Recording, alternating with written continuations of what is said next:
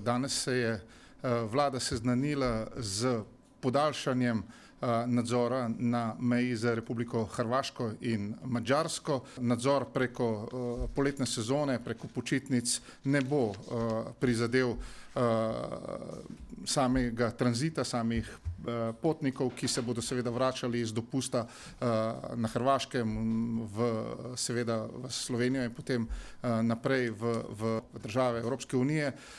Bomo delali tako, kot smo delali v preteklih letih. Tudi Republika Italija se je odločila za ta ukrep in ga tudi najavila, tako da tudi Republika Italija podaljšuje mejni nadzor, vendar moram vseeno poudariti, da dogovori z ministri za notranje zadeve držijo in ne nazadnje za obmejno prebivalstvo ni večjih težav pri prehodu državne meje in pri samih kontrolah.